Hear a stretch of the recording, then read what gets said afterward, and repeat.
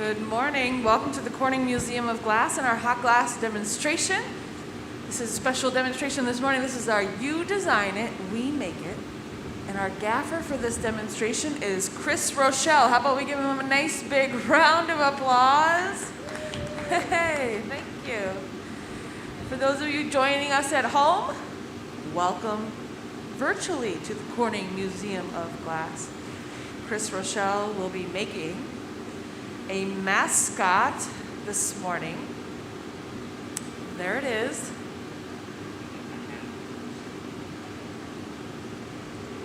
This mascot was submitted by Mike. And I'll tell you a little bit more about that a little later on. But Helen Tegler is going to be assisting Chris Rochelle in making this cheerleading mascot.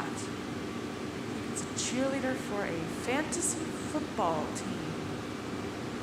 So Chris has gathered some clear glass from the furnace, which is kept at 2,100 degrees Fahrenheit. And at that temperature, the glass is as hot as lava. It moves like honey, and it's very sticky. So to change the color of our clear glass, you can see Chris has a nice palette of colors out here on the Marver. In these trays are crushed pieces of glass we call frit. And the color he's rolling through now, it looks like might be for the shirt. Oh, the hat. Yeah, the hat and the shirt are the same color, so this will be the hat. And he's chosen a nice pale light blue. So there's our drawing. This is a drawing submitted to us, I believe, online.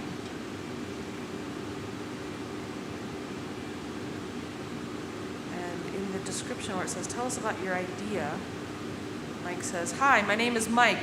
I'm the head cheerleader for Marfan's Fellas, Martha's first NFL fantasy football team. So he says, Martha retired in 2020 after 40 plus years as an academic librarian. So yeah, we can give Martha a big round of applause for her 40 plus year commitment to academic library. So that's a awesome career. Nice long career. And so she retired right at the beginning of a pandemic. So I think a lot of us had, some sort of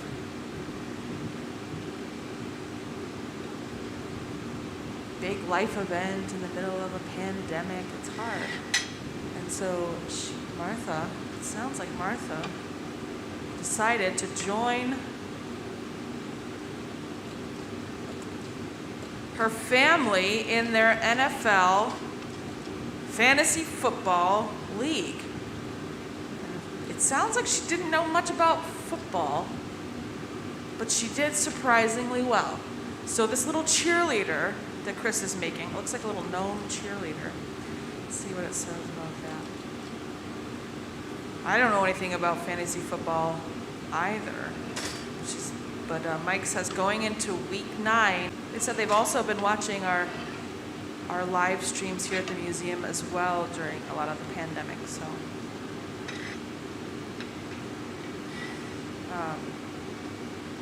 so this little cheerleader is for Martha and her new hobby, fantasy football. I think a lot of us maybe developed some new hobbies over the pandemic. Maybe some home renovations. A lot of our team had some home renovations, some gardening.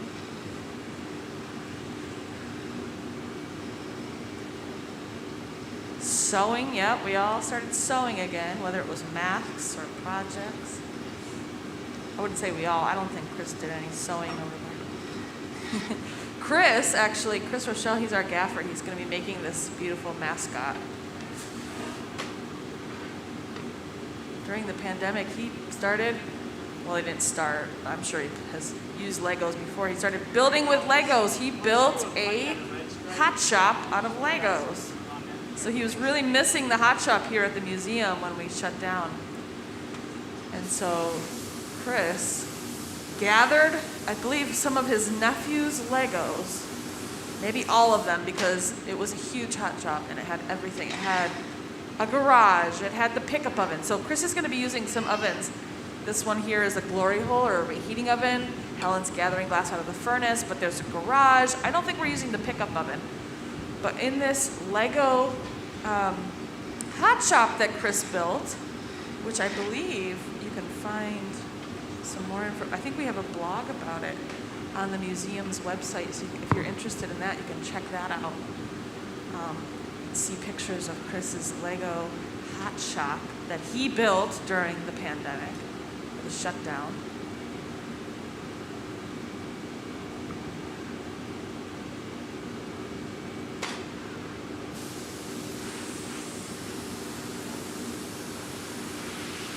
But he made some really cool glass blowing vignettes of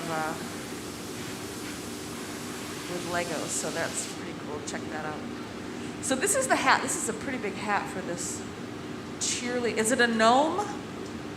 Yeah, it looks kind of like a gnome. This is going to be the hat of this cheerleading gnome. So Helen made a puntee. They're going to flip this whole thing around and make the hat. Want to paddle? So this is the hat. He's going to open this up. See that small hole? So it's a blown hat.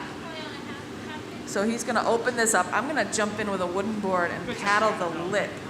So it's like if we were making a vase or a bowl and we wanted the lip to be really straight as we opened it up, we could jump on with a wooden board and just make sure the edge of whatever we were making stays nice and straight. I'll take the whole thing.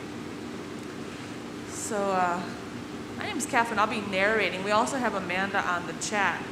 So for those of you who are watching at home, if you're, sitting at the edge of your seat and you have a question that you're wanting to ask, you can ask here in the audience. Just shout it right out. But if you're at home, write it right in the chat, and Amanda will catch it, and she can answer most questions, but if she can't answer, she'll ask the team. Martha said it is a gnome. Does this gnome, this cheerleading gnome, have a name? I don't think that was in the description, but maybe they're waiting till the gnome is completely finished till they name it. Why? Yeah, you can't give something a name unless you met it, and well, you can, but maybe sometimes you don't want to. You have to see it come to life before you give it a name. So Chris has the drawing up here on reference. Every now and then, is it Jason today that's up in the AV booth? Matt. Every now and then, Matt will pop that drawing up on this. There it is. So this is what Chris is making today. This is the design. I think Mike designed it for Martha. Oh, his name is Mike. Oh, wait, okay. So, Martha drew the gnome. The name is Mike, and the description, Martha was speaking for the gnome. Got it. I thought Mike was on the fantasy football team. I didn't know what was happening there. This is Mike the gnome. Everything, now we've got this cleared up. Mike the gnome. He's the cheerleader for Martha's new fantasy football team or league. So they added the red cuff to the hat.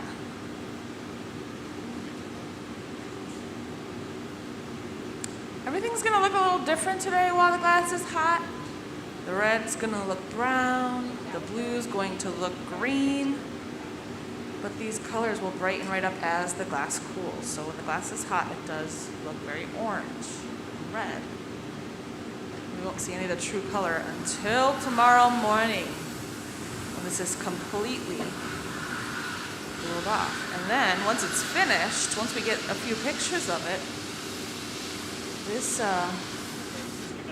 Mike the Gnome is heading to Alabama, where he will spend the rest of his days cheering on Martha in her new hobby.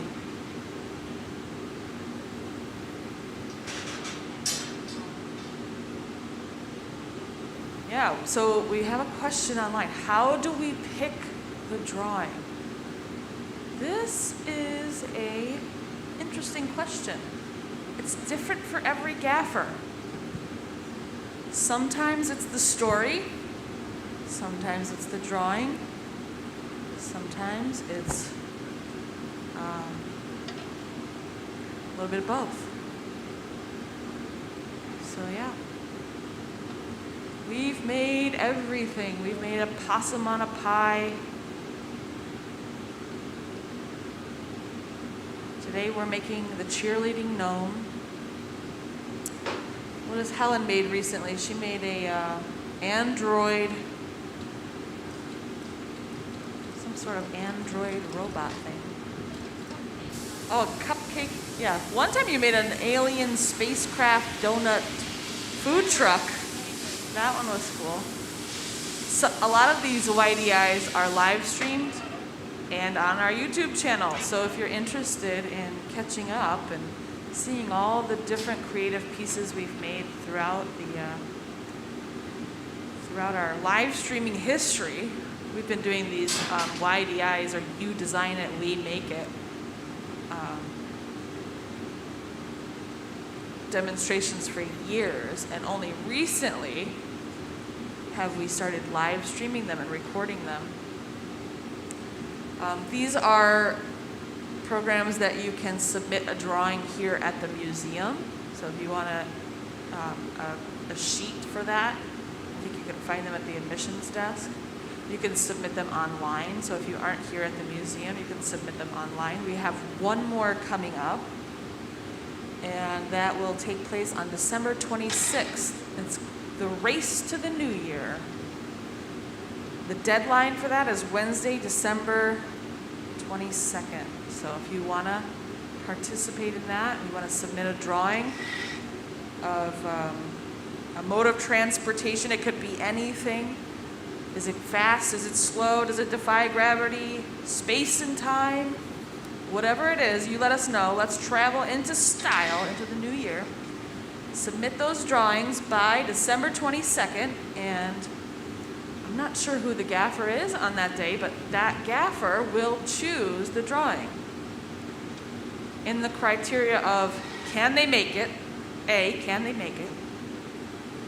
Be me. What does Catherine like? I'm just kidding. Yeah. Okay. All right. That's exciting. I think, so Chris, Helen, and I, we all love these You Design It, We Make It. So we like to get the drawing, the challenge of sculpting and blowing something we've never made before. And so there's a team of us here that kind of want to, we're always, who's going to do the next one? And you're hoping you're on the schedule that day so you can choose the drawing to make the fun glass sculpture.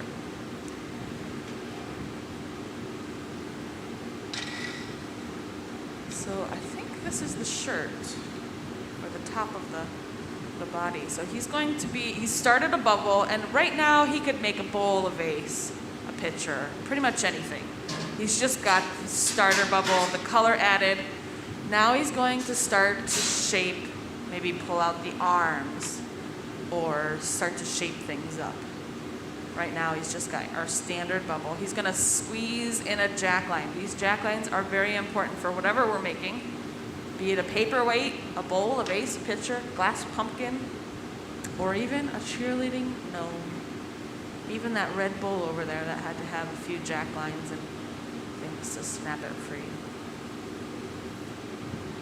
But it's a thin, weak line that we will get the glass to break on. So it's like the thin, weak lines in your favorite chocolate bar. Or maybe your favorite chocolate bar doesn't have those thin, weak lines. So this is a good example too. If the chocolate bar has the thin, weak lines, like a Kit Kat, you snap it apart easily, it breaks right down the line. Let's say the chocolate bar is one of those fancy ones that does not have the segments that you can break it. It breaks along the path of least resistance. So you don't get to share even pieces. You know, you can decide whether you want to keep the small piece or give away the big piece. But with these thin, weak lines, we can get the glass to break wherever we want. Same thing with the glass. If it does not have this thin, weak line, it's going to break along the path of least resistance, which usually doesn't end well for the glass. It breaks right down the side, takes a big chunk out of the glass. And so whatever we're making, we want to really make sure that that line is nice and tight so it will break easily. Because to become a good glass maker, you have to become a good glass breaker. Or some might say an expert glass breaker. It's pretty easy to be a glass breaker. I know a few. I have a few at home. Nice glass breakers. I'm one of them at home. I think in the hot shop, we're pretty careful and you don't break much, but then it's like when you get the glass home and it's cold and you knock it over or you bump into it, not as careful. So he's flattened this out. He steps on a foot pedal, so we don't see him blowing glass. He's wearing a mask. Oh, he's stepping on the foot pedal and it popped the hose right off the end. So we've been using this new automated inflation system. It's a blow hose attached to the end of the blowpipe. He steps on a foot pedal, it introduces some air into the pipe and inflates the bubble. One of the biggest challenges with this is sometimes it pops off. This is something we never had to deal with before. When we blew through the end of the pipe, our mouth never fell off the end of the pipe. So now with this new inflation system, sometimes the mouthpiece pops right off the end of the mouthpiece or the blow hose. So that's a new challenge for us, but it's all right. We just pick it up, shove it back on. He's going to use this hot torch. This hot torch runs around 3,000 to 4,000 degrees. You can see he can just heat one side. Looks like he wants one side to blow up more than the other. So he's stepping on that foot pedal and inflating the glass. Helen's going to jump in there and help him out with a heat so he can step outside the bench. He's going to drill a little hole into the glass. The drill bit that he's using is just a tungsten rod. Yep. So it's sharpened to a point. So it's not like a traditional drill that would, cut through the glass. This is a hot metal tungsten rod that heats up and he can push it right through the glass. It doesn't stick to the glass. He can get it nice and hot. It doesn't stick to the glass. Any other metal would stick right to the glass. So we pop these little holes in the piece like this because he's going to close it off. By closing it off, he's trapping the air inside. And what happens when you heat air up? It expands, yeah. And so we always want to make sure, if we're going to close off the bubble, we want to make sure there's a small hole that the air can escape so we don't affect the shape of our bubble. So you just pop that little hole in there. By popping the little hole in there as well, he can, I think when he did cut down that constriction line, he did kind of squeeze it down all the way. So he wasn't able to inflate the glass. But now he's got that little hole in the top. He can blow through the top of it now. And he's using this tool called a Sophietta.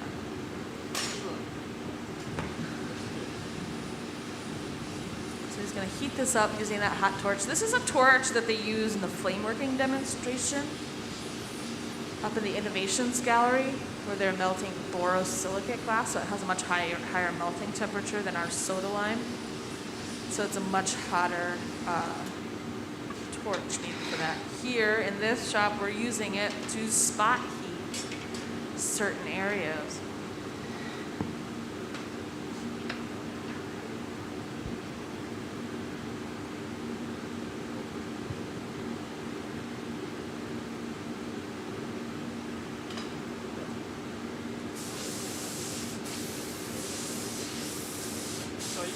Yeah, but going back to how do we choose these, how do we choose what we're going to make for the design it? It's actually very, very hard because we get a lot of drawings and all the drawings are so amazing, so cool, that it's really hard to pick just one. It's probably the toughest toughest part of our job here at the museum is picking a drawing to make for the design it. Glass blowing, that's the fun part. Picking the drawing, that's hard because you get a stack of drawings and you have to just choose only one. We want to choose them all. Usually we want to make all the pieces. We can only choose one.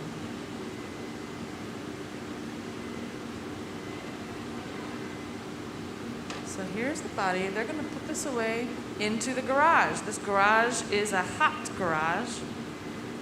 So it's an oven that's kept around a little over 1,000 degrees. There's a hotter side and a colder side, so there's two ports of the garage.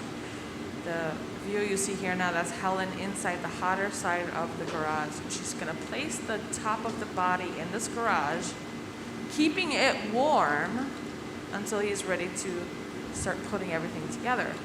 So when you're making goblets, like something with a cup with a stem and a foot and all these different parts, that's when you want to fire up the garage. Yep, you can work on a piece of glass as long as you like, as long as you can keep all the parts hot. If you can't keep them hot, you have to work pretty quickly. You have to, make it all in one piece. With this garage, we could take a little break. Say, like, if we needed to, work on a piece all day long, we could even take a lunch break as long as all the glass that was hot is in the garage. One side of this, poke a hole in this, and then join the torso on there. So they're going to have a little conversation about what's up next. Chris is the gaffer, so he's the person in charge. He's not only in charge of making the glass, but he's in charge of the team. So just like Martha's fantasy football league, it's a team. I think it's a team. I don't know. Yeah, there's teams on it.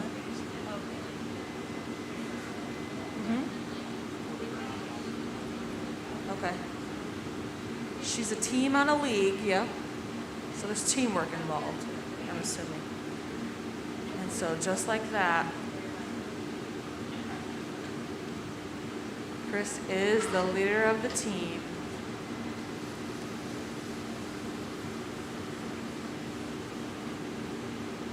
And we are the cheerleaders. Yay! The theme for this week's YDI is mascots, I think. Mascots. So this is, we're making Mike the Gnome, who is the mascot. There it is. The mascot for Martha. Martha's. Let me get this right. The head cheerleader for Marfan's Fellas. So that stands for Martha's first NFL fantasy football team. This is the cheerleader for that team. Now Chris is rolling through some lapis blue frit. For those of you just joining us, frit is little shards of glass, and they're a size, they're small, sort of like crushed sea salt pieces of glass, and they're so small that when he rolls the hot glass through them, they heat up. So glass sticks to anything else that is hot. These shards of glass are not hot. We haven't pre-warmed them. You could. We haven't pre-warmed them. They are room temperature little shards of glass. But when he rolls the hot glass through them, they heat up and stick to the surface. So you notice they're lapis blue here in the tray. When he rolls through them, they're going to heat up and sort of get a glow, orange glow to them. They're not going to look blue anymore. Once you see that blue color fading, that is the heat leaving the glass. You'll start to see that dark blue or that nice lapis blue color coming out. People have been blowing glass for about 2,500 years. It's only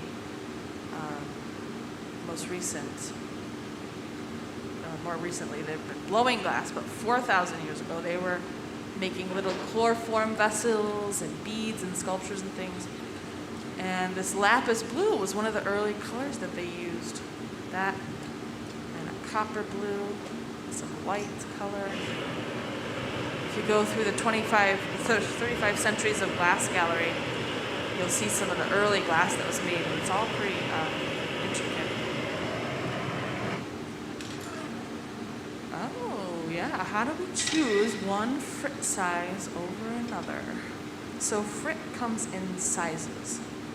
It starts from a powder, which they might call a frit size 0, to a 1, 2, 3, and up to 4. 4 is an aquarium gravel size piece of frit.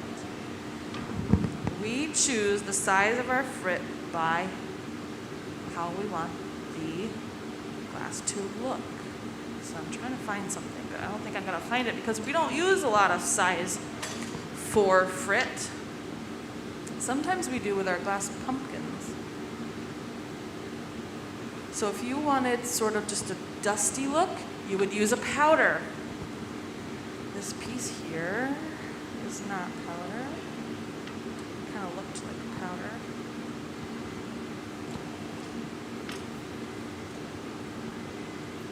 This purple one has size 1 frit. Sometimes it kind of melts out. A size 4 frit would be a big spot. So this is kind of your medium grade frit. So you can see the speckles.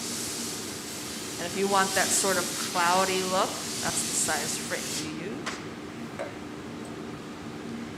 What else? Let's see. Got a printing over here. There might be something. The stripes are made by pulling cane. So we take rods of glass and we pull it and stretch it along the length of the stage here, and then chop that up and lay out the sort of like pencil or marker size glass rods, lay them out on a sheet, heat them up in the oven, stick them together, and then roll it up. So let's say you had your canes on the tray, you heat them up, they're laying flat. The glassmaker would come over with a post and roll up the canes. That would become the bubble. So we call it a cane roll up. And so the stripes would be in the walls of the vessel. Yep. And you can make all sorts of different canes. Fancy twisty canes. Zafirico canes, we call those. This would be a veil cane, so the color would be on the outside of the cane. And then you have your standard filigrana, which is just the very thin color in a massive clear cane. So there's lots of different types of canes that you can use. But yeah, so it depends on how you want it to look. If you want big spots, you'd use a size 4 chunky frit. If you wanted sort of a dusty coat, you would use the powder or the size 0 or even size 1 size frit. They're going to pop another hole in there with that tungsten rod and the drill, creating a small hole for air to escape so they can close off the bubble. This lapis blue bubble is going to become the pants, and Chris said there's some cuffs on the bottom of the pants. So Chris is going to use a technique where he rolls over the glass. Now this is a technique used in traditional vessels.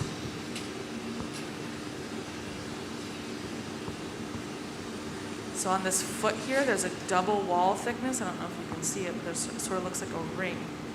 This is a really fine rollover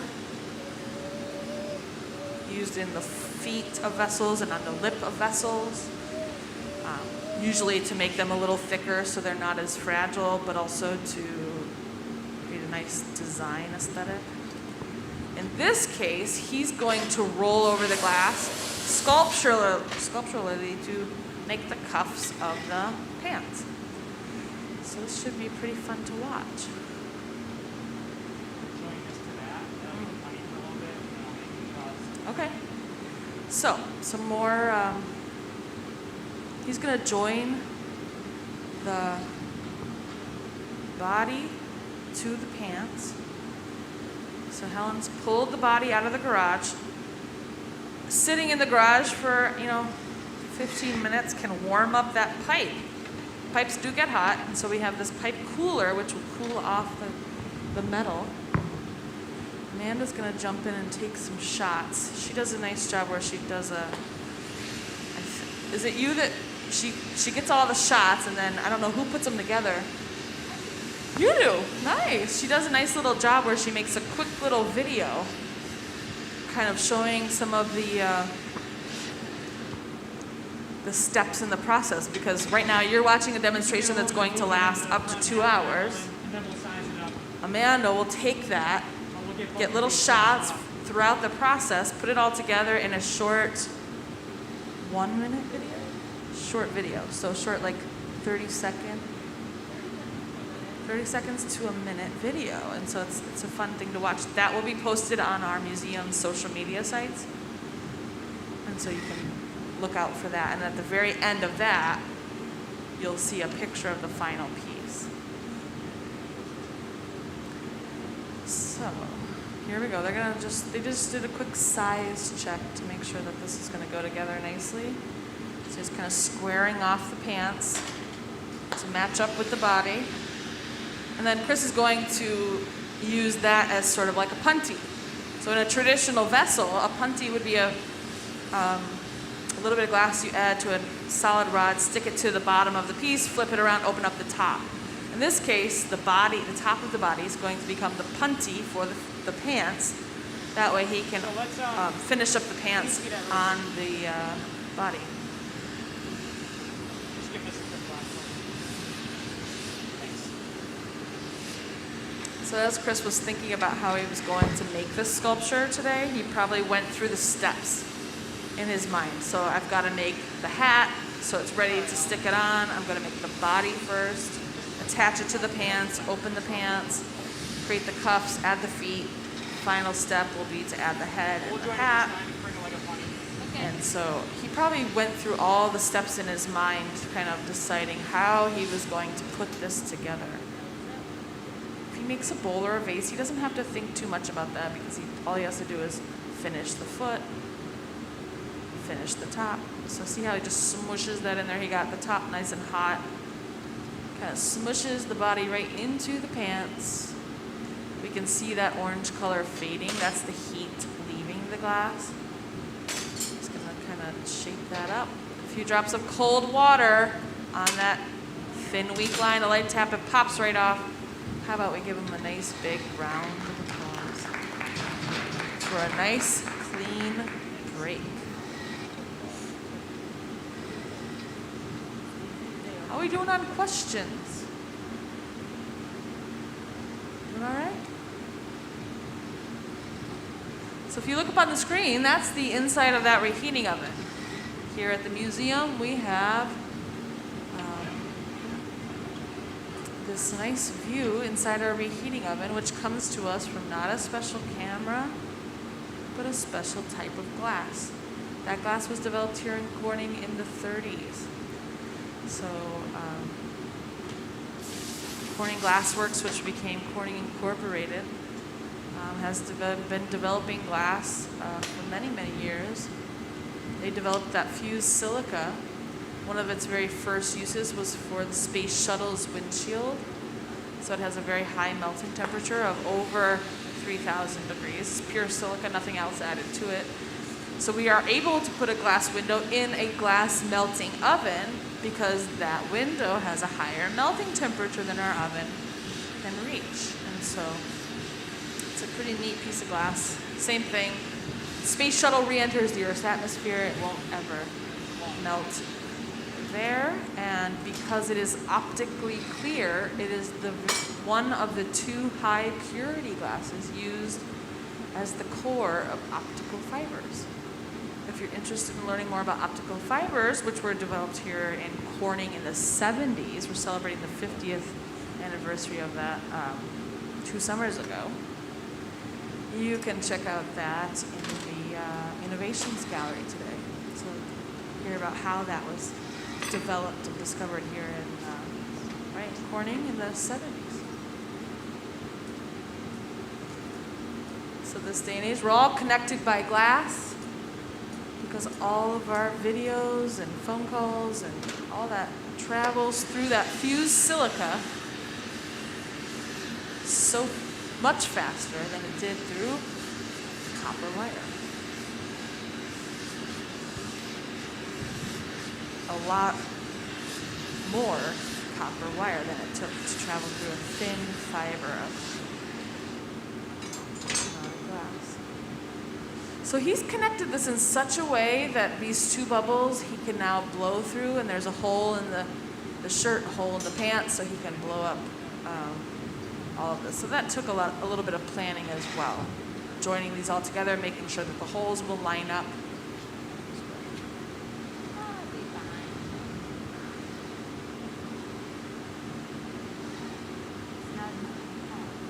Blowing glass and sculpting glass are 2 different, 2 very different processes. Blowing glass, you go through certain steps, keep the pipe turning for the most part pretty evenly. Whereas with your sculpting glass, that turning becomes almost more like flipping, so that you're not twisting the glass up or changing the shape in any way. So not all glass blowers are glass sculptors. It's a skill that you developed. And not all glass sculptors are traditional glass vessel blowers. So it's here at the museum, most of our glass makers are pretty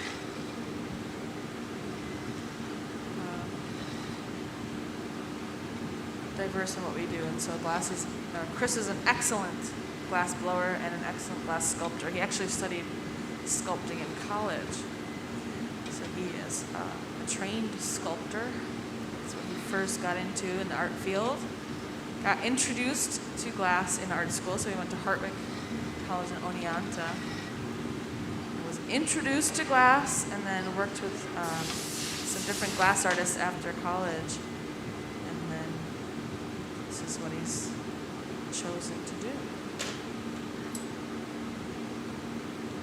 So he's going to get in there with a set of shears and remove some of that material. So he's pulling and trimming, sometimes we call it pulling and trimming the lip. In this case, it's not the lip of the vessel, but the edge of the pants. So he's pulling and trimming the pants in this case. So pull it nice and thin, nice and straight, and trim away that area that we were just kind of using as a handle to pull the glass. So here's where he's going to roll the lip over. So he's heating up just the very edge of the lip. And he's going to get in there with a set of steel tools called jacks and roll the lip right over. So he had to get that nice and hot in order to do this. So this is going to create the cuff on the pants. Pretty neat.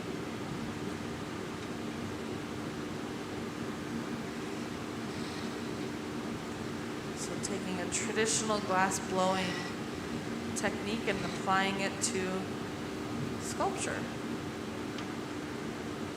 So here he goes. He's flaring it, rolling it, and he'll even curl it right back around so that it sticks back down and creates that nice cuff. Pretty neat. Now that he's got the cuff, now he can create the pants. He'll probably cut the bubble. So he'll get in there with some shears and he'll cut that bubble into the 2 pant legs. You want to paddle it? It would have been difficult for him to roll the cuff over once he had split the legs. So he has to follow the steps, has to roll the cuff over, then split it. And he could have done it a few different ways. He could have added bits to make the cuffs, but this is a really cool way to do it because, so there you go. So he kind of squeezes it at first. Just squeezes it together. Creates a line. Opening the cuffs, opening the pant legs with the tweezers. He could leave it just like that, but if he wants to cut and separate it, he'll get in there with a set of shears. So we'll see what he's going to do. Right here is cooling it off a little bit.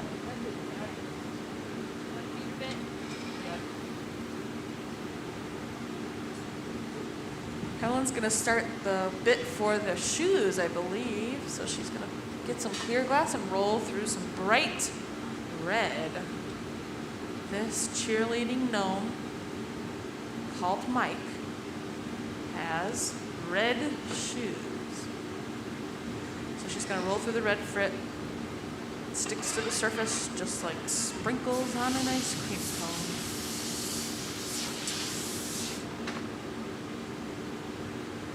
Or like the snowflakes to your car this morning. Sticks right to the car. Doesn't come off once you put the car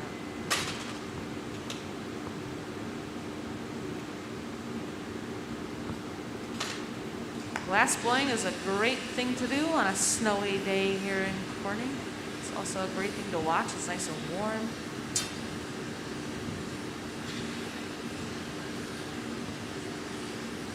For those of you at home that are watching, I'm sorry you don't get to feel the heat from the furnace and stay nice and toasty warm.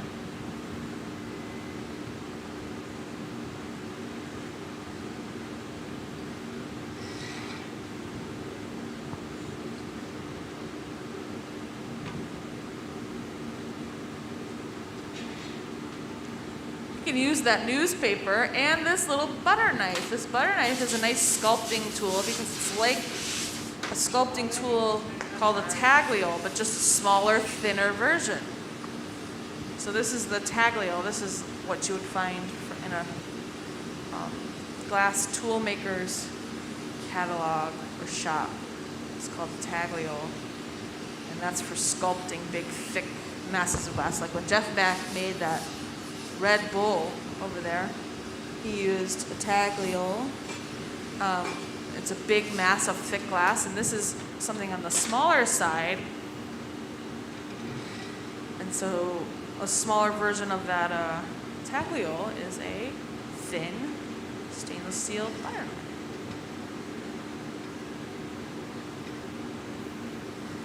Thick metal will cool the glass a lot, whereas thin metal, you can get in there and shape the glass and not cool it as much.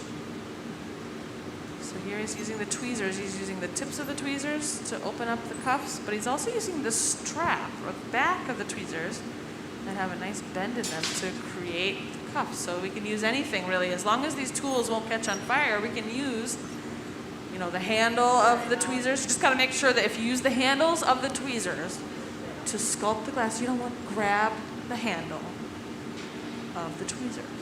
Yeah.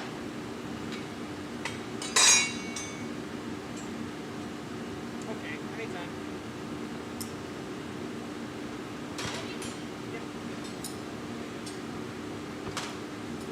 All right, they're gonna add the shoes.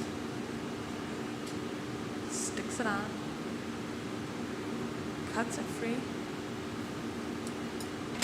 Helen made a feeder bit. So she gathered more than she needed for one shoe. That way she doesn't have to gather again, apply 3 or 4 coats of color. She has it all ready and it will be the same color as the other shoe.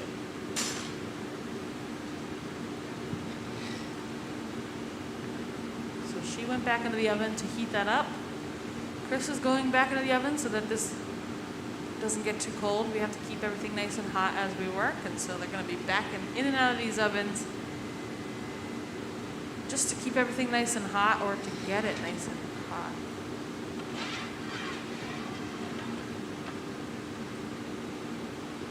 So he's getting in there with that butter knife to really sculpt the shoe up. Okay. Mike the gnome is really coming to life here. There he is. There's the picture of the drawing that we're making. Right now we're adding those red shoes. The red's going to look brown today. That's all you needed that, right? While it's hot. And it'll cool off to be a nice, bright coral red.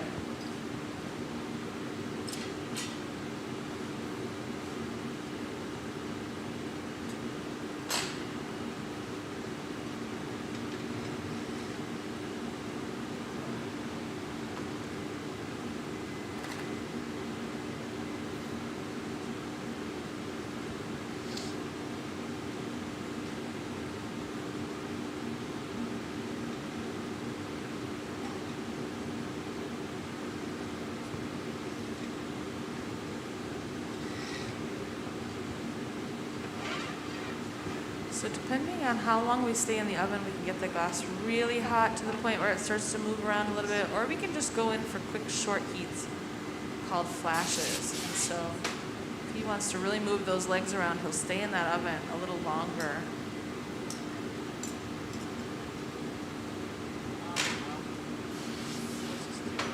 There's the feet.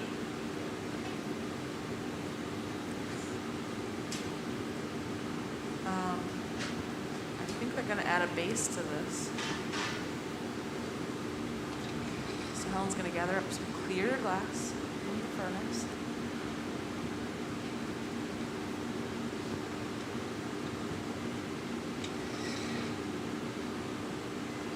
That is our clear molten soda lime glass. The three main ingredients to our soda lime glass are silica sand, that's the main ingredient. We add soda ash to reduce the silica's melting temperature, and limestone for stability, so we call it soda lime glass. Pickle jars, windows, bottles, it's all soda lime glass, so it's one of the most common glasses in the world. The formula that we're using is formulated for glass blowing. It's meant to stay hot and soft, and it's very clear. Whereas windows usually have like a green tint to the glass, or bottles or pickle jars has a little bit of a tint to it. Ours is comparable to crystal. You could set our soda lime glass next to crystal and it would look very clear. So this is what we call a cookie foot. So Helen just dropped a blob of glass on this metal table called a marver. As it is on there, it's going to settle into a cookie shape. So we call it a cookie foot. Chris presses the feet of the gnome down into the cookie foot. This will become the base of the sculpture. It's going to hold the piece up nice and straight, stable.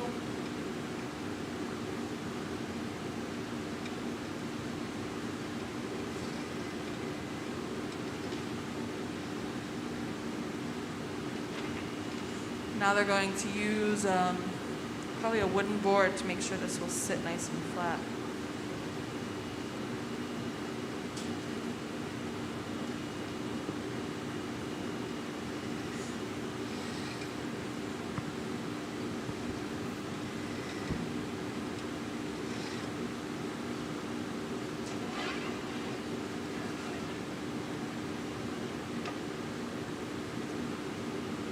They'll use the local newspaper, fold it up, soaked in water, to shape the glass right in the palm of his hand.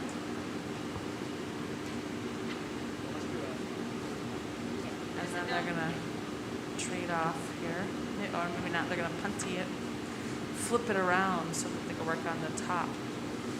So Chris started this piece. We're making a gnome called Mike. It's a cheerleading gnome. And there's the drawing that Chris is working off of. He started this about 10 o'clock this morning, so we're just now at our hour mark, coming up on the hour mark. And so we're about halfway finished with this beautiful gnome, cheerleading gnome. And And so we're kind of in the halfway process of flipping this around as well. So we have to, at some point we finish working on the bottom of the piece, we have to flip it around and work on the top. If we were making a vessel, we'd be working on the top or the opening. In this case, we're working on this gnome, so the top will be the head. He's pre-made the hat, so that's ready to go. He's just got to flip this around, add some arms. He pre-made the flag because he is cheering on Martha's fantasy football team, so he does have a banner or a flag.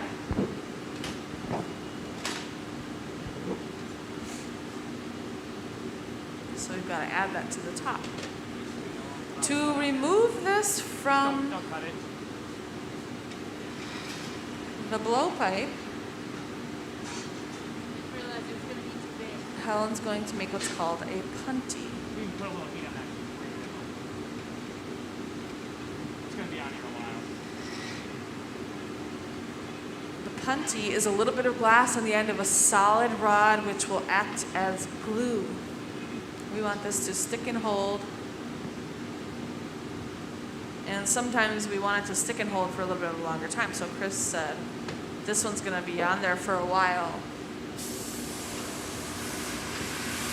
Sometimes the punties are only on there just to finish up the top, but because he's got a lot of sculpting still left to do, he needs a punty that's going to hold this for a little bit of a longer period of time. And so Helen heated up the tip of the iron a little bit. And now she's going to shape this up into a Q-tip shape. So a little bit pointy, a little bit round,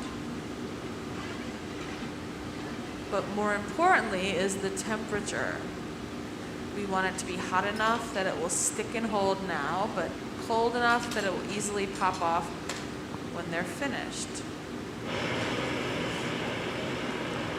So she shaped that up. She's gonna give it a little extra heat.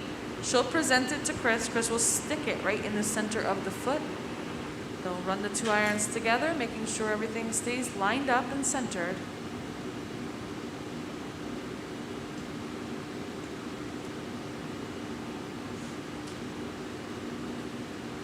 A few drops of cold water on that constriction line, a light tap, this should pop right off.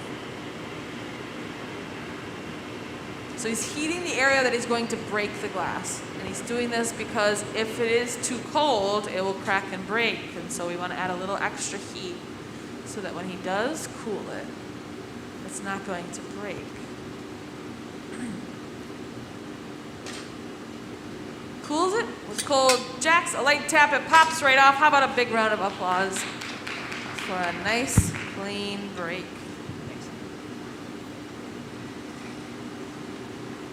So he's flipped it around.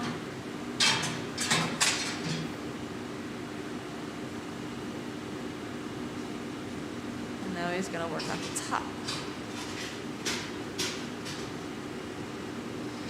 Add the arms, suspenders, big beard, a nose, and then the final thing he'll add is the hat.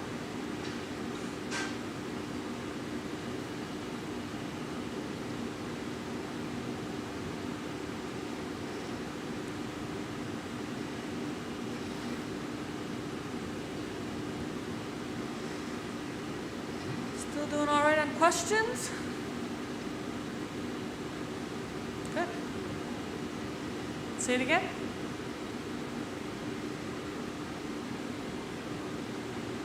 This will be up? Yeah, we'll post it.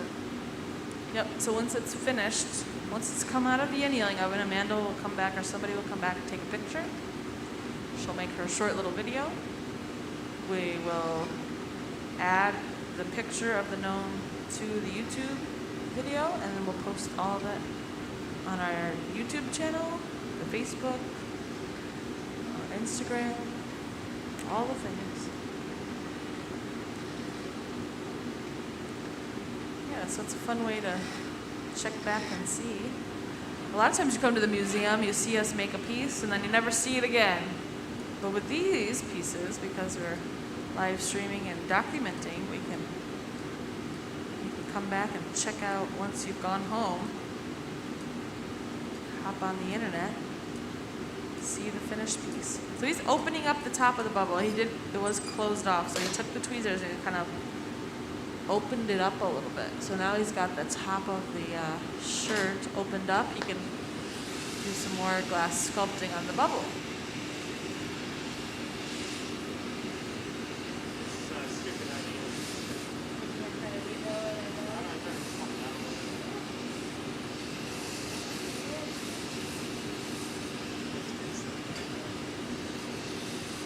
So he's going to heat the glass on the waist area and try to, he can do a few things. He can puff it up, or he can go into that little hole and sculpt from the inside out. So we'll see what he's going to do. Depends on what tool he grabs. Looks like he grabbed the Sophietta, so it looks like he's going to try to puff it up. Use air to puff up the body.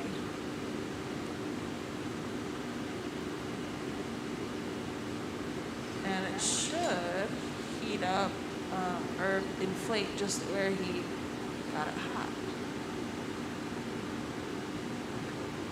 That newspaper is nice with sculpting because he can really squeeze the glass with his hands and shape that up. Get in there with the torch a little bit more, heat one spot.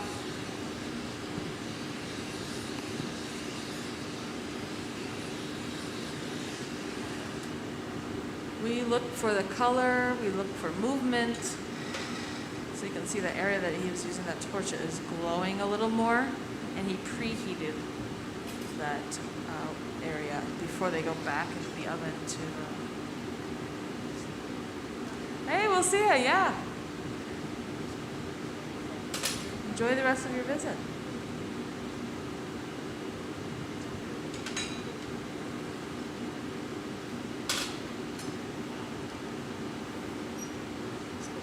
Yeah, so this will be on the YouTube if you want to, you sat through most of it. If you want to, yeah, watch the second half, you can check it out on the YouTube channel. As well as all the other live streams we've done throughout the years. So it's a fun place to go if you're ever looking for something to watch.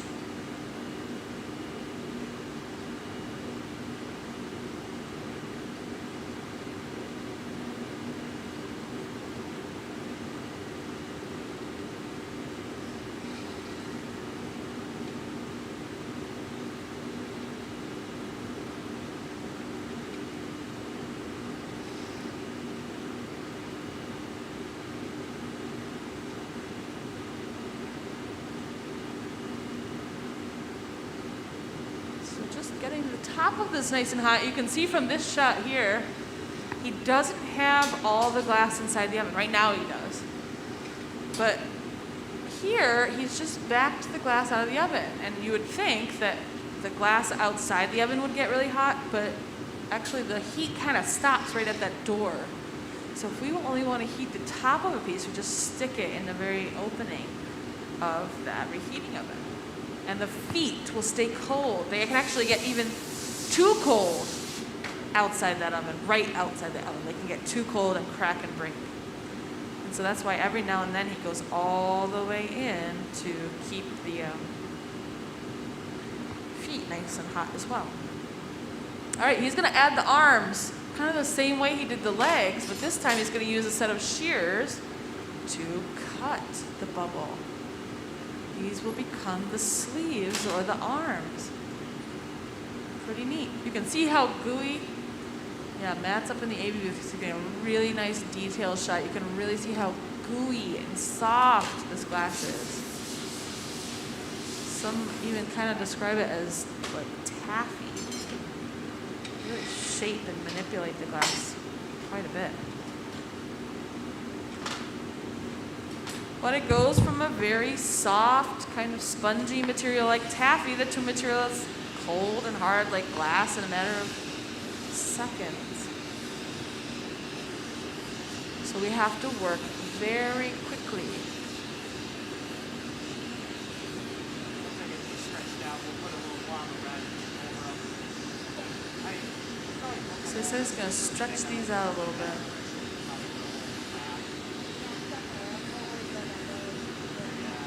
Heating just the arms.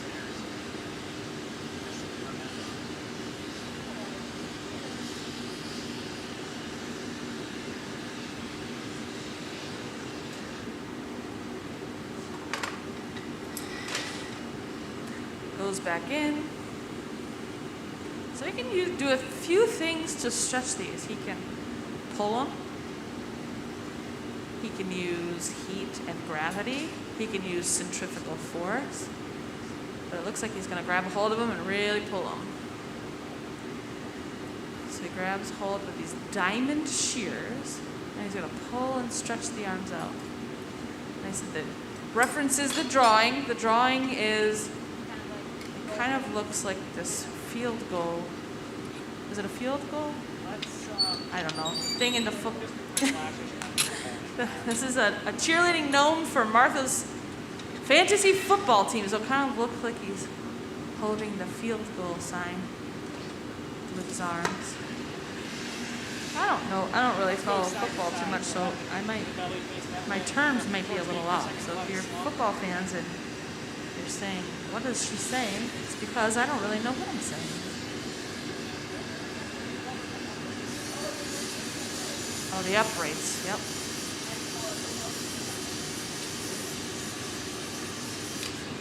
The thing the football goes through.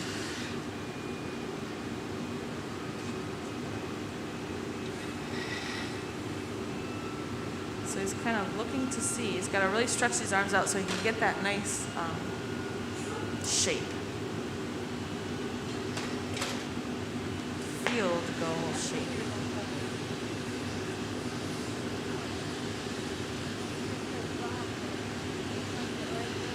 Uses a torch to heat the arms up some more. He might try to bend them at this point. He might stretch them out a little further. Or both. I think he's got to do both.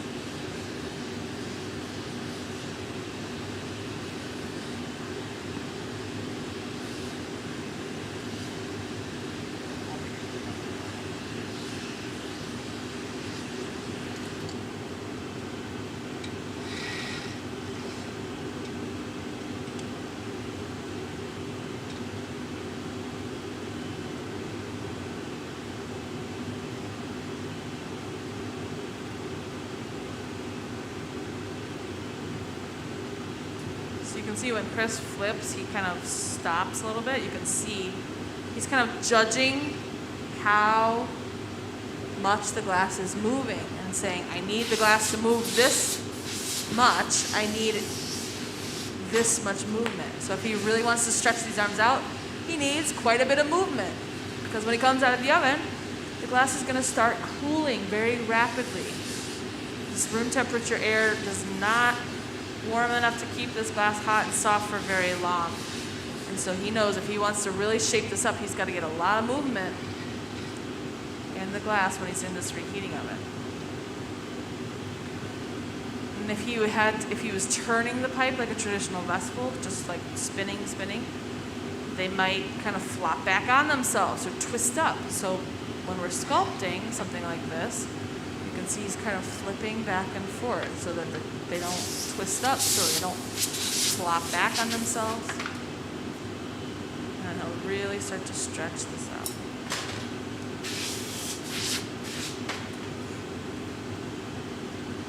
There we go. We got a nice good pull there.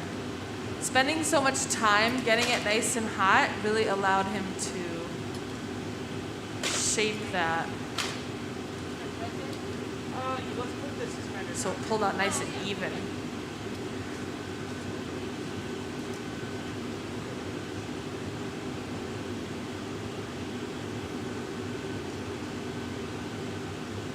All right, that's coming together really well. It's just like the drawing.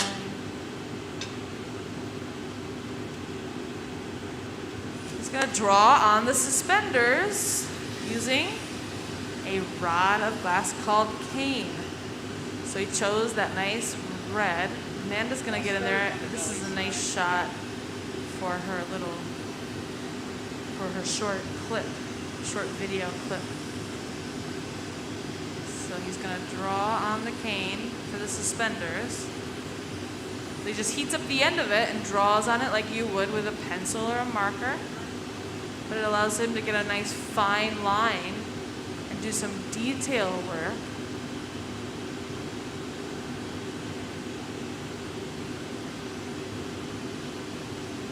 Very cool.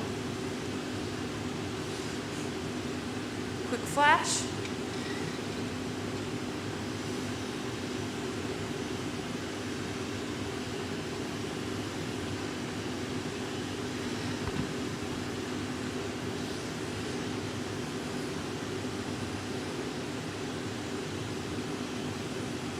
Sticks it on.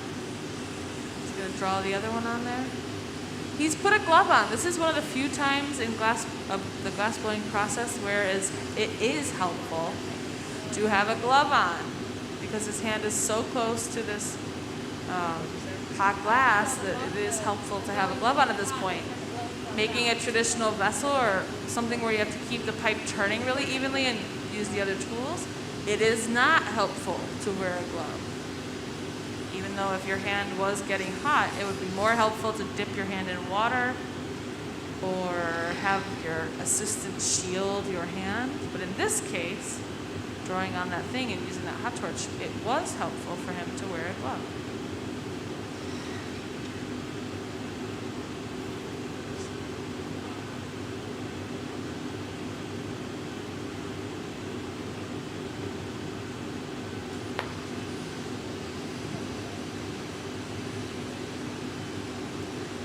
So he's gonna heat those up, make sure it's nice and smooth, really stuck on there.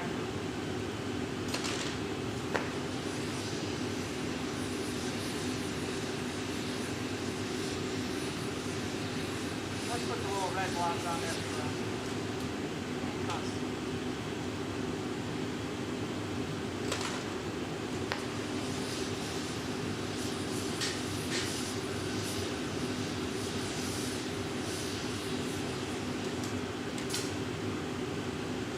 Use that butter knife to flatten it out a little bit, shape it up.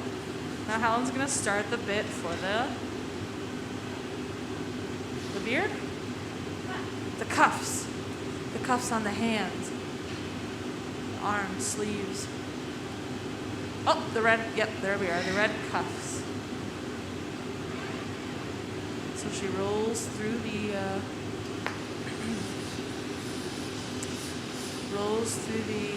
red color, which, like I said, will look brown today while it's hot, but it's gonna cool to be a nice bright red like you see in the picture.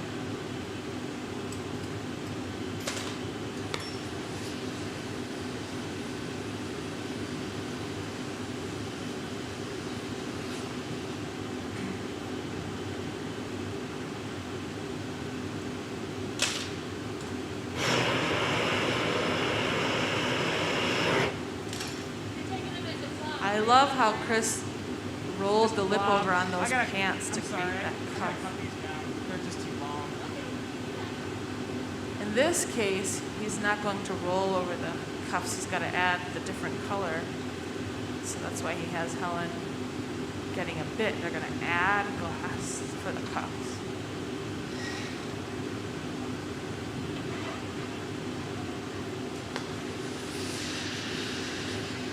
So he said he's going to shorten those arms a little bit.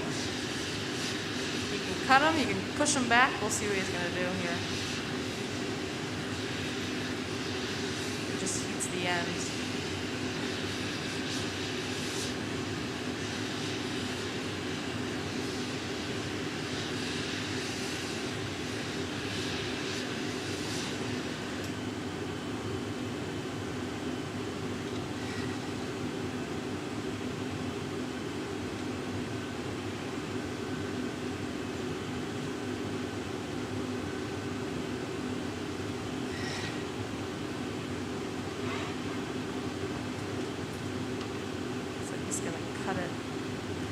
got nice and hot, and she's gonna remove a little bit of material.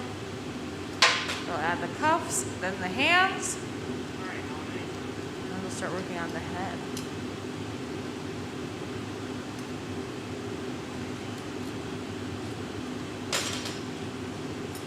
Helen got that red glass nice and hot. He's gonna stick it on,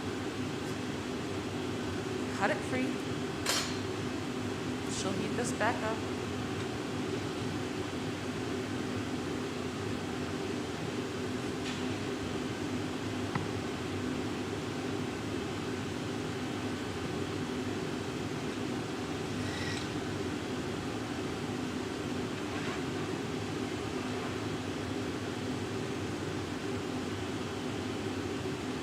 Nice. So he adds like a little blob, heats it up, and then pushes it back, which kind of squishes it. So every time we touch the glass, we want to make sure that it's going to, so he kind of probably made it stick out a little bit, knowing that he was going to push it back to create the cuff, and that it was going to flatten out. So even the way he cuts it and pushes it is going to shape the glass into that nice little cuff.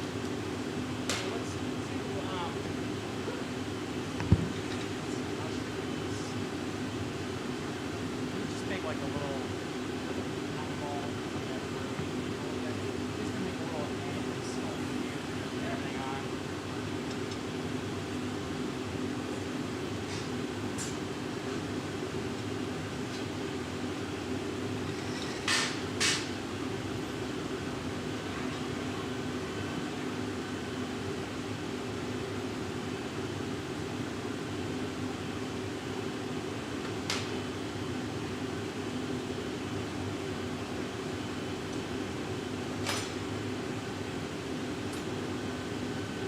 Helen's rolling through the gray now for the beard. Chris is really good at detail work, and so he said he's going to add a little at the beard, but then kind of drag through the glass to create the hair-like texture on the beard.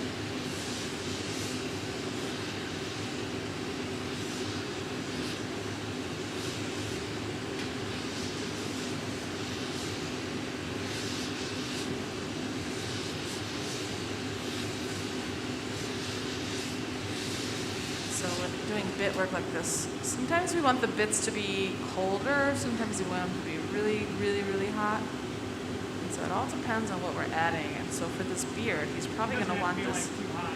It's not cut it down there. He actually said to Helen, it doesn't have to be really hot.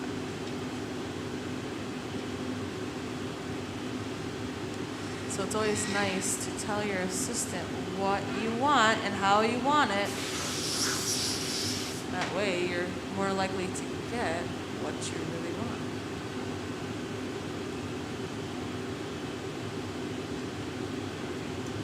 And so he told her it didn't have to be really, really hot. So here she goes. She brings it over. Chris will stick it on. You see how he grabs a hold of the pipe with the diamond shears?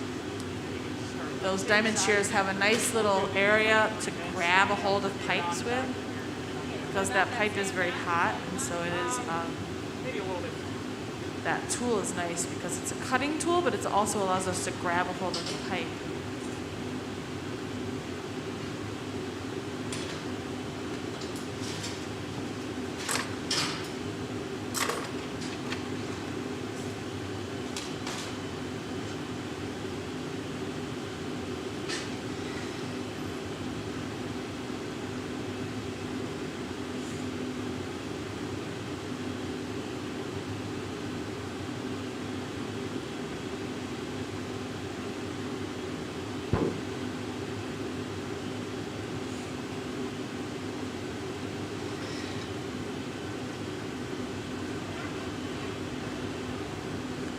So Helen's adding some more gray. I think this one's going to be for the beard.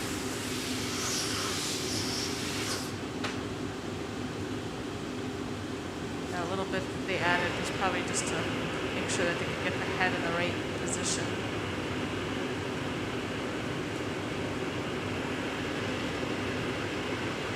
He uses this fluffy torch, this propane fluffy torch, to heat just the punty. So sometimes when we're outside of the oven for too long, things can get too cold. That punty is the last part in the oven, the last part out, or it's not the first thing in, not the first thing out. So he does have to keep in mind, keep that nice and warm. Nice and hot. So when he's not flashing. I'm going to taper it just a little bit so don't get Not over. bad. It can be messy.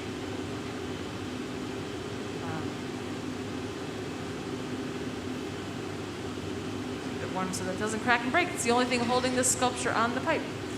So for this bit, Chris said just as hot as you can get it. Don't even worry about the shape. Just get it super hot. He's going to make the beard, and he needs a lot of that hot gooey glass to kind of create that texture. So he just wants it nice and hot.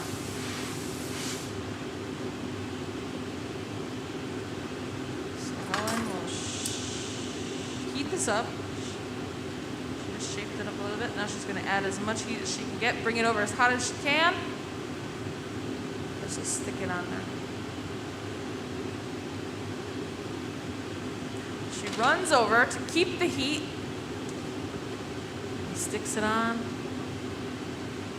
cuts it free, and now he's going to get in there with those shears and he's going to cut some texture into the beard. You can also push the glass with the shears, so instead of setting the shears down and picking up the tweezers to push it around, he just uses the shears to push the glass. So working really efficiently and getting a lot of textural qualities to this beard. Clips it, cuts it, pushes it, pulls it. A nice long beard.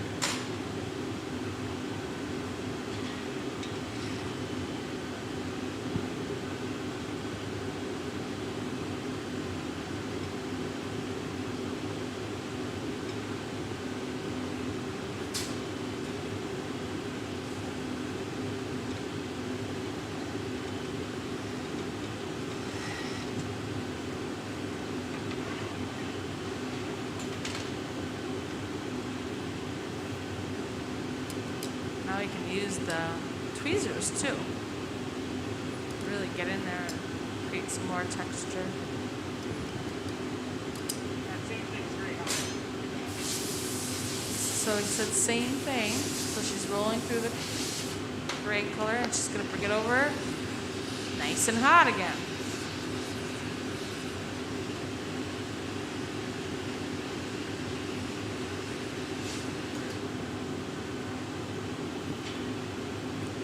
Oh, look at that. He's now using a fork. We've got all the utensils out, except the spoon.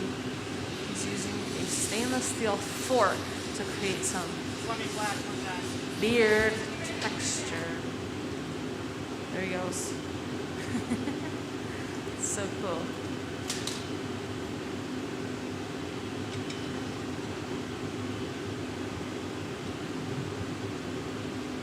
She said she'll be ready when he's back at the bench. So he goes in for a quick flash. She kind of keeps an eye on him. When he goes to sit down, she'll get it so hot, she'll run over.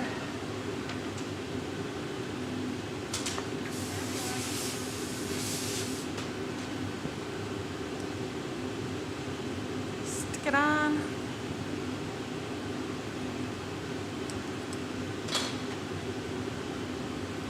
that the last one?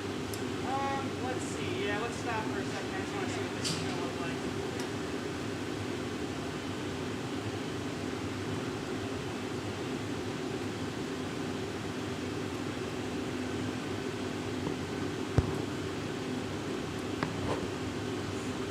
Add the hair in the back.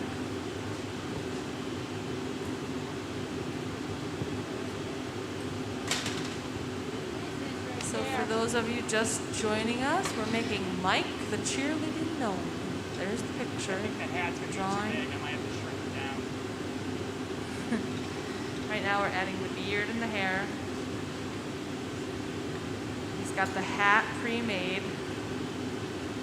It's in the oven.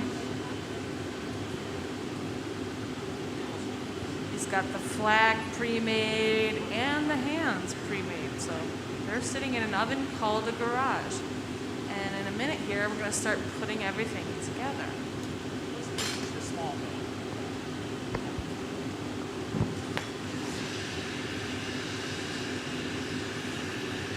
Mary's using a hot torch to keep that punty warm.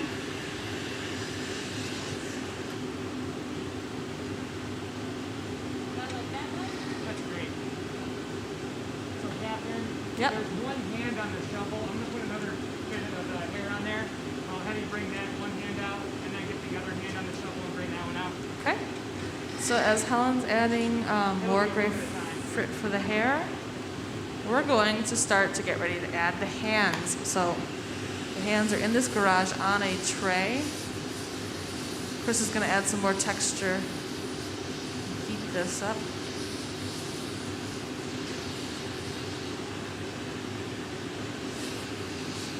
Uses that hot torch. I don't know if he's going to get in there with a fork again. I like this. Watch this. Create this nice lines, nice beard texture.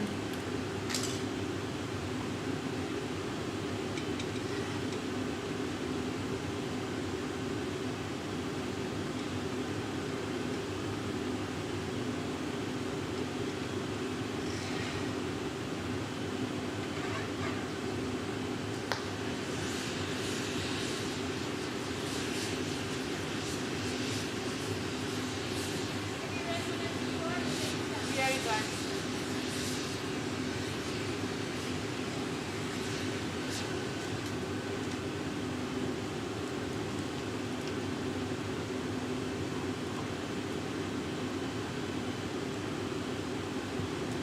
That really added some nice texture to that beard.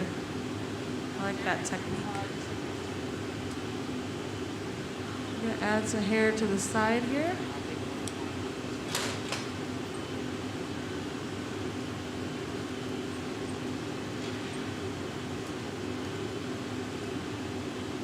Now this is the gray color, but because he's just added it, it looks orange. So we're looking at the color, we're looking at the heat here.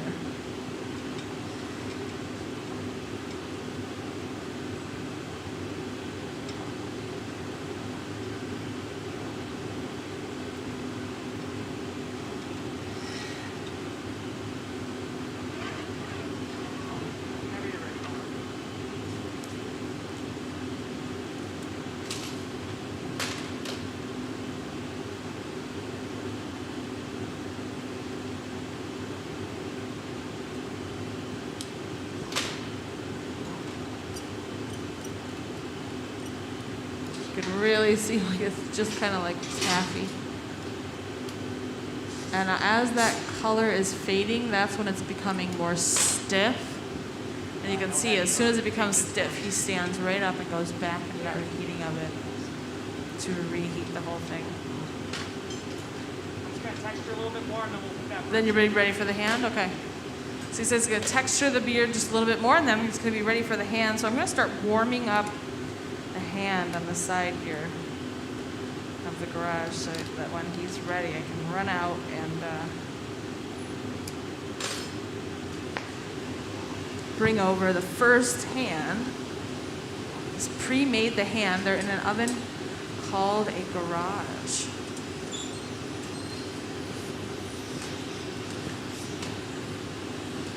So when we want to take things out of the garage, we have to warm them up on the hotter side because we don't want them getting too warm as they sit in the garage because they will melt in this oven, or if they get too cold in the oven, they will crack and break. So we want to warm them up just before we take them out.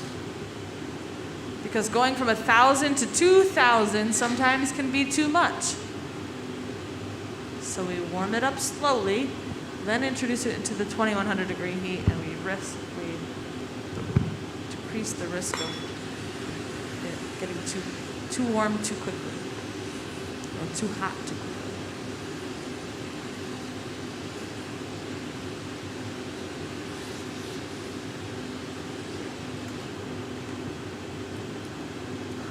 Using the fork again.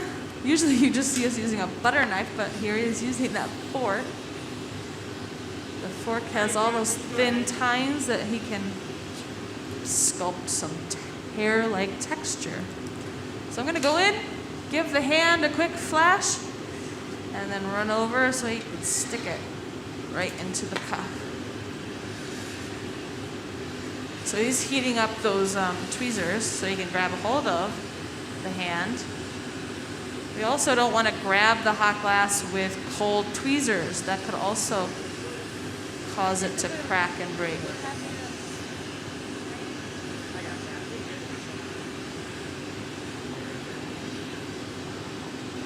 Sticks the hand in.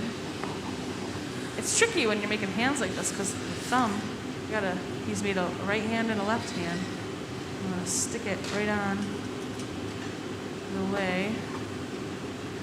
right way. So I'm loading the other hand on the tray. I'll warm it up. When he calls over, I'll bring it over nice and hot.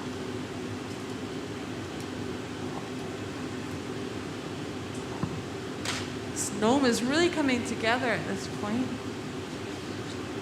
Mike, the cheerleading gnome.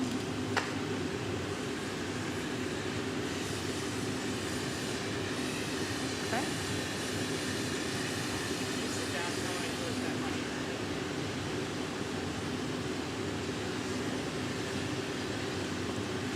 Now in the description, Mike said, Martha, her camera is on the fritz, so she drew a picture.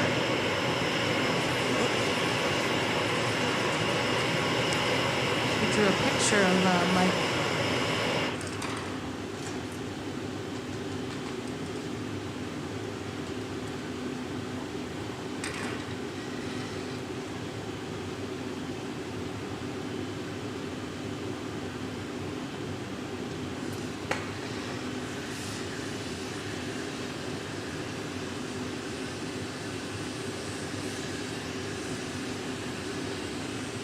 Here's the other hand.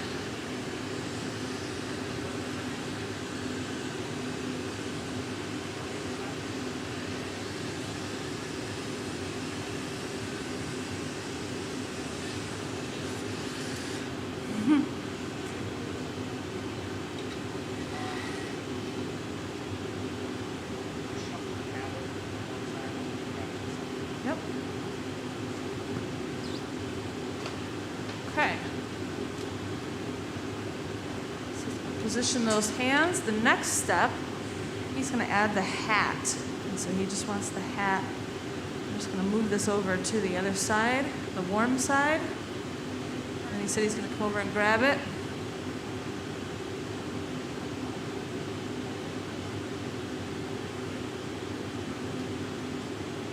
And they're going to stick the hat on. I think he wants to maybe shrink the hat down a little bit. The hat might be a little too big. So we might try to change the shape of it a little bit.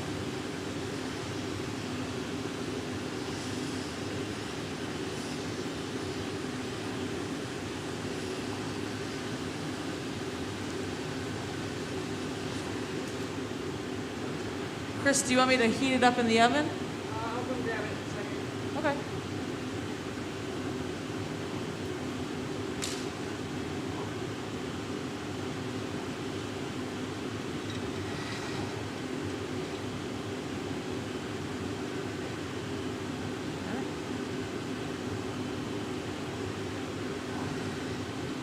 Goes into the oven. Just gonna shake this up a little bit.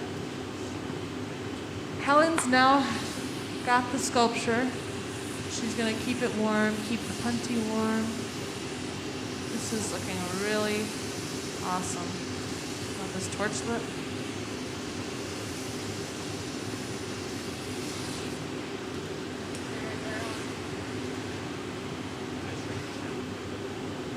So they're gonna maybe check the size. So he brings the head over. Then he can decide if he needs to shrink it down or shape it in any way so that it fits nicely on there.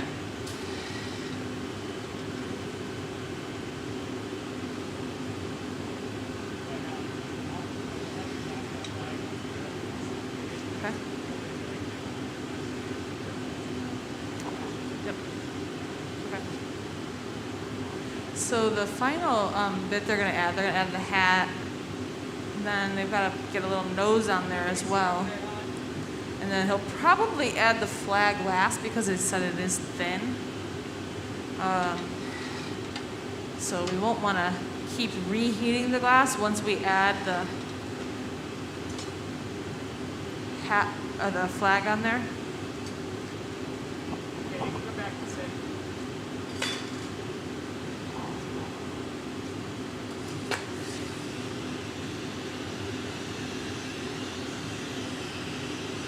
So she'll give the glass a quick flash. Chris is heating up the edge of the hat. Better stick these two together. Sit down, do this sort of hot towards the top real quick.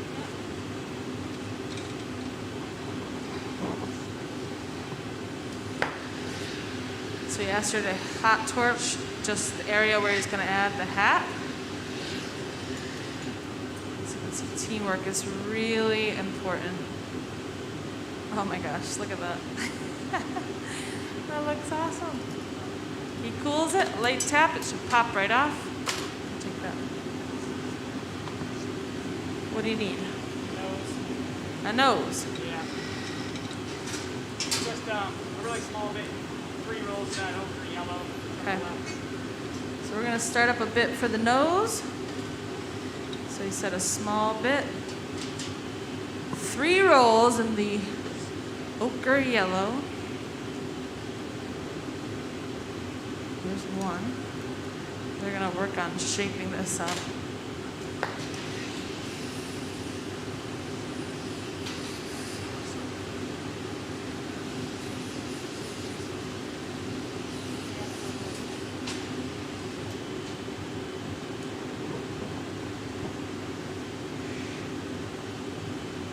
We keep clear glass in the furnace, so all the bits we've added, we have to add the color by using what's called frit. Sometimes we just want a little light coat of frit, sometimes we want 3 or 4 rolls, depending on how dense we want the color. So Helen's taking that for quick flashes. I'm getting the nose ready. Chris is going to shape up the area that he wants to place the nose. So he's kind of curving that out. I gotta go in for one more color. How do you want this? Just hot?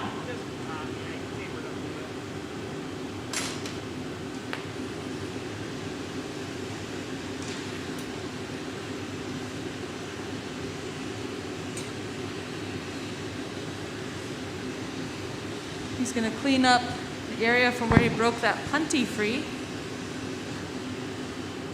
That hat was brought over on the punty, and so when they broke that free, it did leave a little bit of a sharp glass area.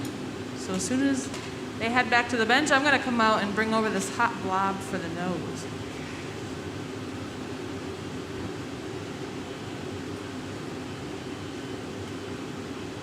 So he's going to stick it right in that area that he just created. Cut it free. And there is the nose. This is looking really awesome.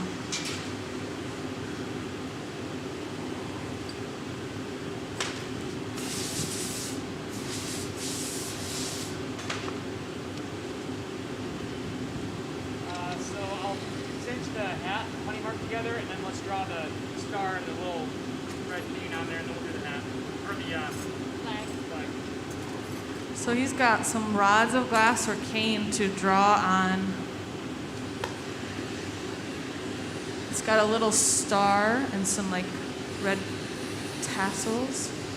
So he's going to draw those on with the rods of glass called cane. Right now he's heating up the nose so I can shape it up.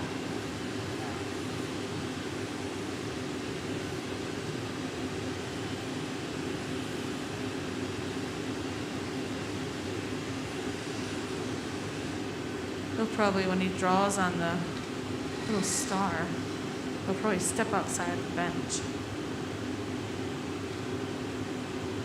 A little extra heat on the tip there, please. There's the drawing of Mike, the cheerleading gnome. Chris has done a wonderful job so far. They've just got little details to add. He's going to point up the hat, add the little star onto the hat.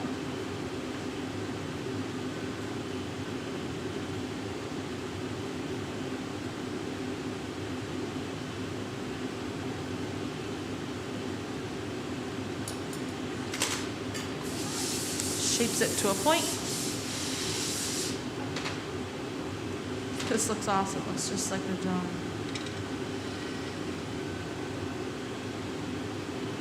So there he goes. Puts on the gloves, steps outside the bench. He's going to draw on the hat detail.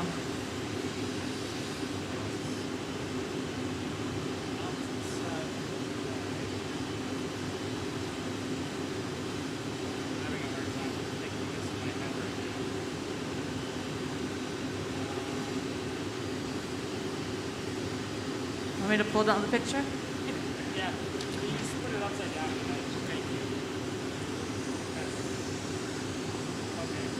That's great. Thanks, guys. Yep. Sorry, left, right. So it's like you look at a picture upright and then you get it to the bench and it's all flipped around. So now we've got the picture upside down, oriented so he can see what side the detail's going on.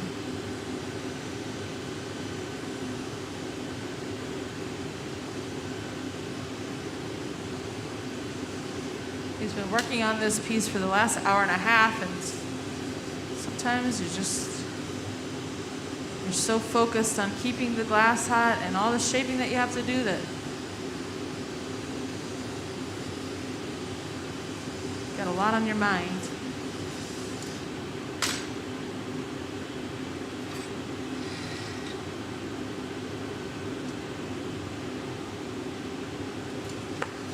Wouldn't be a problem if this was something Chris just came up with and he was going to make on his own. He could probably put the little medallion wherever he wanted it, but because this whole thing is based off this drawing that somebody else drew, we want to make sure that it's as close as the drawing,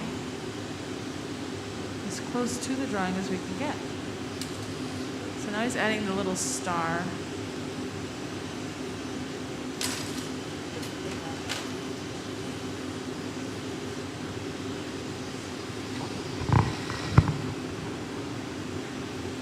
So this is kind of like a mix between glass blowing and flame working. He's using a torch to heat this rod of glass. This is not a borosilicate glass, but a soda lime glass. And using that torch outside the bench to draw on the glass and create some really nice detail work, like the points of the star.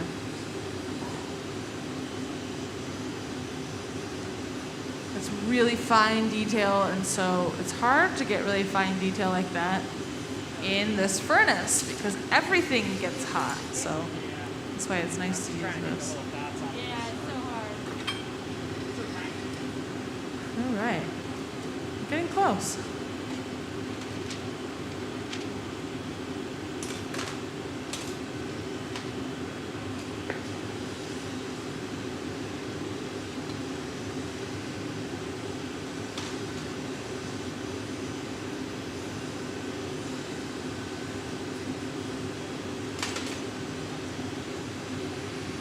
Now he's going to use like a little pick. Sometimes dental tools are the best tools to use for glass sculpting because they're really fine.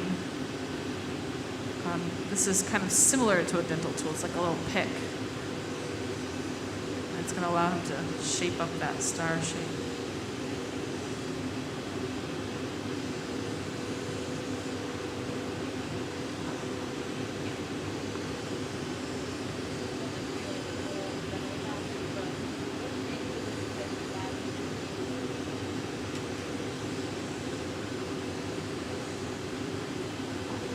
So we got a question online about what makes the different types of glass different, and the flag.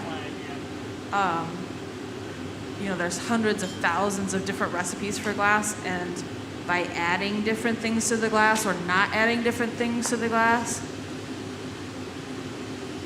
even changing the temperature of the type of glass creates all the different types of glass. Like you can take glass and heat it up to a certain temperature where it starts to form crystals and becomes more of a ceramic instead of a glass. It might be a little long, so That's if that's what the case, flip it up so it's pointing up more towards the ceiling, so it's not right in his face, you know?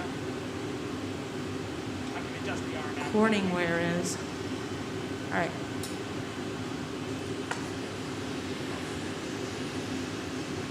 You ready? Yep. So you want the top of the flag pointing up, you said? You spray it to me, I'm going to torch it.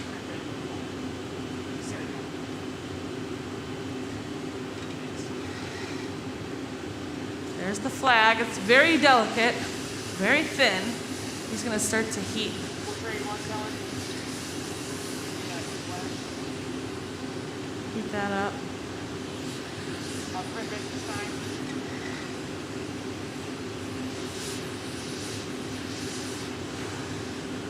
In some of my narrations, I've talked about how photographing a glassblower is the most difficult part in the process. And sometimes, now that I think about it, shipping the glass is probably the most difficult part of some of the process. So this one's going to be shipped to Alabama.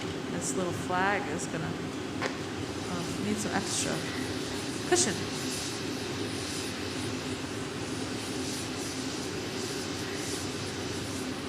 So Chris is heating up the hand. They're going to place the flag right in the hand. Look at that. Oh my gosh. That's so cool. He cools it, a light tap, pops right off. And just like that, we've got a cheerleading gnome named Mike cheering on Martha and her fantasy football team.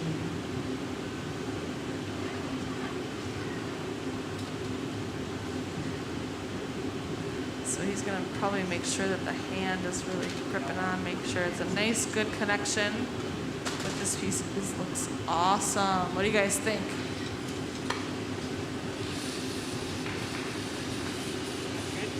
There's the drawing. It looks so perfect. That's right.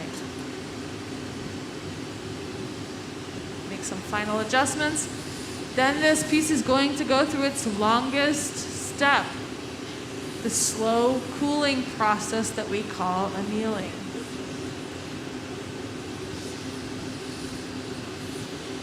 So going back to that online question, that how we create different types of glass with different properties. So we're using a soda lime glass. When you want to make a crystal, instead of the limestone that we add for the soda lime glass, you would add lead or barium, which changes the glass structure to a very irregular structure to a more crystalline structure. So it kind of aligns those molecules a little more regularly, so it has a high light refractive index, and it's also softer to cut through. So if you were going to make a cut bowl, like a cut crystal, you would use lead or barium based glass. If you wanted to make the glass we refer to as Pyrex, you would add boron, giving us a borosilicate glass, which can withstand that thermal change a little more gracefully than our soda lime glass. So you can take that glass right out of the freezer, pop it in the oven, it won't explode. You can heat and cool glass to make it more safe or stronger. And so, yeah, like Amanda said, this could be a whole demo worth of conversation, but some time in our innovations gallery can answer a lot of these questions for you as well. Changing the properties of glass by adding things, by heating and cooling the glass. All sorts of different ways to affect the properties of the material.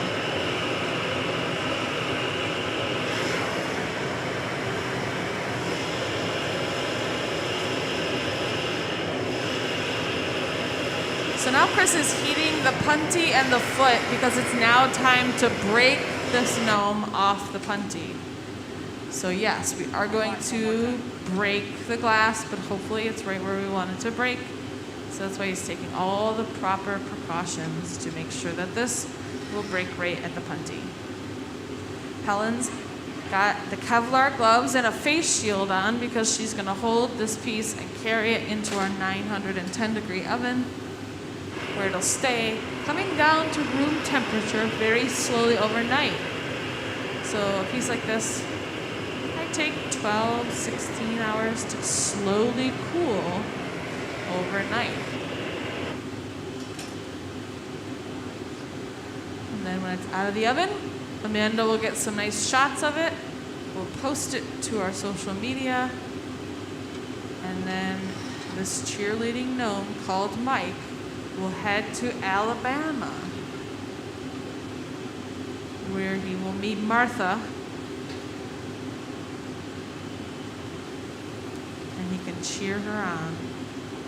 A few drops of cold water on that punty connection will create thermal stress. A light tap, it breaks free. A small hot torch will soften the sharp edges. We're going to be doing some of these You Design It's during some break weeks, so check out our schedule on the museum's website, cmog.org, to find out more opportunities. Just type in You Design It, we make it. A gnome in the oven, a beautiful gnome in the oven. That is Chris Rochelle, Helen Tegler, Martha, our designer. We've got Amanda on the live stream, Matt up in the AV booth. For those of you who have joined us here at the museum, thank you for coming in today. Check out our other demonstrations throughout the day. For those of you who are joining us online, thanks for tuning in, and enjoy the rest of your day here at the Corning Museum of Glass.